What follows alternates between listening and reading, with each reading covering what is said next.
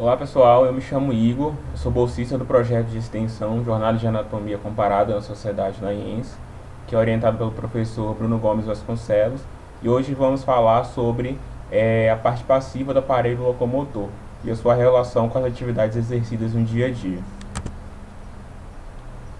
A parte passiva do aparelho locomotor é composta pela osteologia e artrologia, onde a osteologia reúne o conjunto de ossos e cartilagens e a artrologia reúne as articulações. Nós temos também a parte ativa do aparelho locomotor, que reúne a miologia, que vai ser assunto de uma próxima aula. Vamos falar um pouco sobre cada uma delas aqui agora. Começando com os ossos, né? O que é o osso? São órgãos formados por tecido rígido que compõem os esqueletos dos vertebrados. O conjunto dos ossos de um animal é o esqueleto, né? E qual que é a função aí desses ossos? Eles apresentam uma série de funções no organismo, como o suporte do organismo, né? Proteção dos órgãos internos e tecidos moles, em conjunto com os músculos, auxilia na nossa movimentação, promove o apoio aos músculos esqueléticos, serve como depósitos de sais minerais e também é responsável pela produção de células do sangue. Quais são os segmentos ósseos que compõem o esqueleto? Nós temos o esqueleto axial e o esqueleto apendicular. Vamos falar sobre cada um deles agora.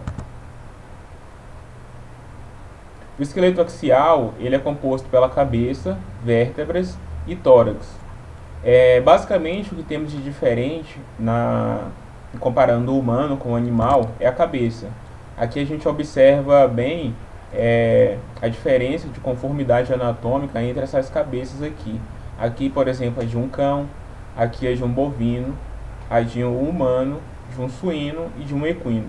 Vejam bem a diferença que a gente tem aí de formato, né, basicamente. O esqueleto apendicular ele é composto pelos membros torácicos e pélvicos, né? Basicamente a diferença que a gente tem está nas mãos e pés.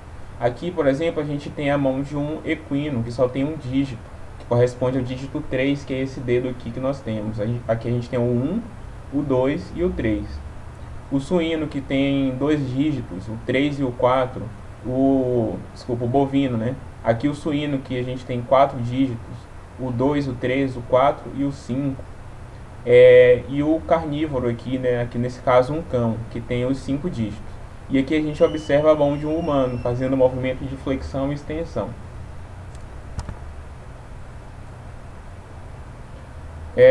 E se a nossa postura anatômica fosse igual a de um equino? Nós seríamos desse jeito aqui. Lembra lá que eu falei que o equino ele só tem um dígito, que é esse dedo? Se a gente fosse que nem um equino, a gente teria essa postura aqui, com esse dedo apoiado na superfície.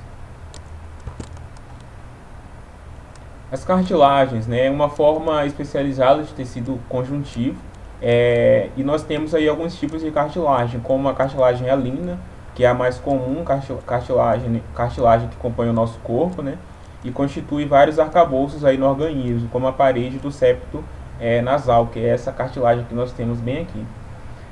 A gente tem a cartilagem elástica, esse é o tipo de cartilagem encontrado no aparelho auditivo, né, formando o pavilhão auricular.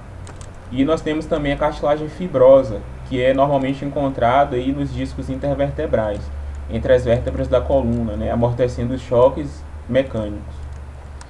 Qual que é a função aí das cartilagens? Né? Suporte de tecidos moles, reveste superfícies articulares, absorve choques e também facilita o deslizamento dos ossos na articulação. As articulações, né, entrando na artrologia agora. Nós temos as articulações que podem ser definidas aí como um local de união entre dois ou mais ossos. Além disso, as articulações móveis elas são revestidas aí de cartilagem e inclui bolsas de fluido lubrificante, que eu vou falar mais à frente sobre isso. Qual que é a função aí das articulações? Manter os ossos unidos, né, juntos, e também permite e conduz a movimentação dos esqueletos. Aqui a gente observa bem uma articulação de um osso com o outro aqui. Nessa imagem aqui a gente pode visualizar dois ossos, a escápula, né, uma parte dela, e uma parte do húmero. No caso que a gente está observando aqui, a gente observa a articulação escapulohumeral, que a gente conhece popularmente como ombro, né, que é essa estrutura aqui em nós, né. Se a gente observar bem, dá para notar a presença a presença de um tecido conjuntivo aqui unindo os dois ossos, né. Se a gente aproximar essa imagem e fizer um corte nessa estrutura, nessa articulação aqui, a gente vai observar isso aqui, que por sinal é chamado de cápsula articular. É possível observar também a presença de uma cartilagem articular, né, ou superfície articular, que é essa estrutura aqui, né, acima desse osso. E como já citamos, aí tem a função de revestimento para promover um melhor deslizamento entre esses ossos. Dentro dessa cápsula há uma cavidade articular, né, que no animal vivo é preenchida por um líquido sinovial e ele tem a função de lubrificar e minimizar o atrito entre os ossos aqui. Aqui no membro pélvico nós encontramos estruturas semelhantes. Nesse caso aqui a gente pode visualizar a articulação fêmuro-tibio-patelar, ou conhecida popularmente como joelho, né? Nessa articulação a gente observa vários ligamentos aqui que auxiliam na fixação e na estabilidade entre esses ossos. O que é o ligamento, né? São cordões fibrosos, resistentes, e que tem a função de estabilizar as articulações ligando um osso ao outro. Se a gente aproximar essa imagem aqui do joelho, né, a gente encontra uma estrutura cartilaginosa muito interessante, chamada de menisco, que é classificada como uma cartilagem fibrosa. Ela tem a função basicamente de amortecer os impactos e estabilizar os ossos do joelho.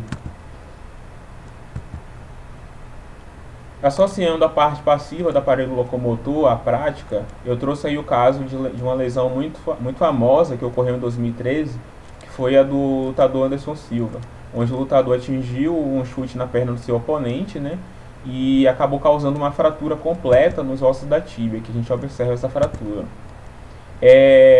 A gente conhece popularmente essa região como canela, né, e como consequência disso, o lutador ele perde, né, a capacidade de se equilibrar e se movimentar corretamente com a perna machucada. Assim a gente consegue entender, né, a importância da harmonia que o sistema esquelético ele exerce. Um osso ele não pode ficar sem a cartilagem, sem ligamentos ou articulações, né, porque isso aí prejudica toda a mecânica envolvida na movimentação da pessoa ou do animal, no caso. E por isso que é muito importante que a gente pratique atividade física para que a gente possa manter a saúde do nosso corpo, principalmente do nosso esqueleto, evitando aí o aparecimento de doenças que prejudiquem a nossa mobilidade, né? Aqui as minhas referências. Eu trouxe essa imagem aqui, que é de uma artista que cria desenhos demonstrando a anatomia óssea de animais e humanos exercendo as atividades do cotidiano, né? Eu trouxe para mostrar também que a gente pode observar a anatomia em tudo que a gente vê, seja uma grande construção, né, como um prédio com esse formato contorcido e que é muito semelhante ao osso húmero, né, que é esse osso que a gente tem aqui no nosso braço, ou até mesmo uma construção como a Torre Eiffel. Se a gente observar bem, a gente pode perceber aí como há uma relação harmoniosa nessas estruturas, né, assim como os esqueletos que a gente viu nessa apresentação. Bom, é isso que eu tinha para falar, espero que tenham gostado e obrigado por assistirem até aqui.